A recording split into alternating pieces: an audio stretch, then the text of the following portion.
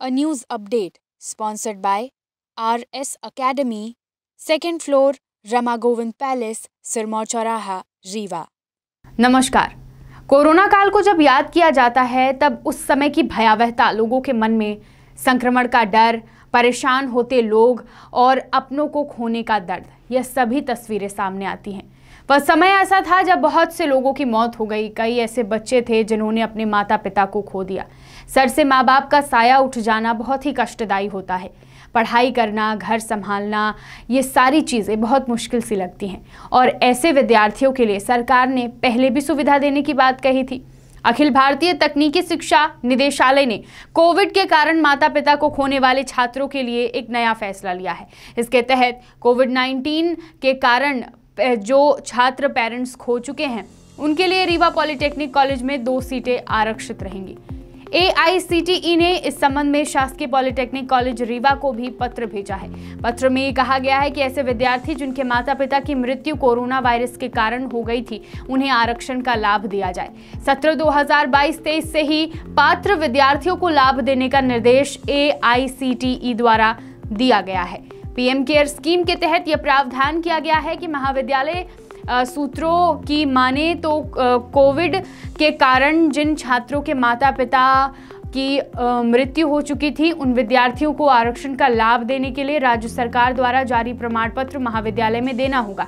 प्रमाण पत्र होने के बाद ही विद्यालयों को इसका लाभ मिल सकेगा। विद्यार्थियों को जानकारी के मुताबिक पूर्व में राज्य सरकार द्वारा कोविड-19 प्रभावित ऐसे विद्यार्थियों को प्रमाण पत्र जारी किया गया था जिनके माता पिता कोविड काल के दौरान उनकी मौत हो चुकी थी। अब इस योजना का लाभ 3 मार्च 2020 से 28 फरवरी 2022 तक के बीच कोविड के कारण माता पिता खो चुके उन विद्यार्थियों को इस पूरी व्यवस्था का लाभ मिलेगा। ऐसे विद्यार्थियों को कॉलेज में सुपर न्यूमररी जो सीट आवंटित की जाएगी। कई छात्र प्री प्राइमरी और प्राइमरी एजुकेशन के दौरान ही अपने माता पिता को खो चुके हैं। ऐसे विद्यार्थी 10वीं पास करने के बाद पॉलिटेक्निक कॉलेज में प्रवेश ले सकेंगे। कोरोना वायरस की भयावहता के दौर में उन छात्रों को राहत देने की कोशिश की गई है जिन्होंने अपने माता पिता को खो दिया है। उनके लिए क्या प्रोसीजर और क्या सीटें आरक्षित की गई इस सत्र में?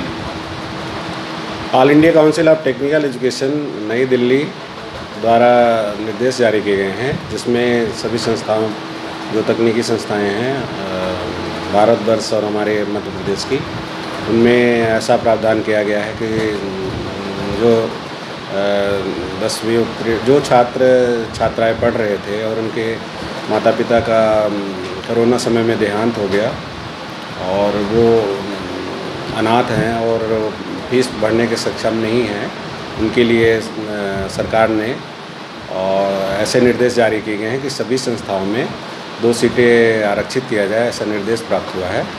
और चूँकि अभी प्रवेश प्रक्रिया प्रारंभ नहीं हुई है और प्रवेश प्रक्रिया जैसे प्रारंभ हो गई तो विस्तृत दिशा निर्देश उन छात्राओं को प्राप्त हो जाएंगे और उसका पूर्णतया पालन किया जाएगा। आगामी सत्र से 2022-23 से प्रारंभ होगा। A news update sponsored by RS Academy, second floor, Rama Govind palace, Sirmaur चौराहा, रीवा।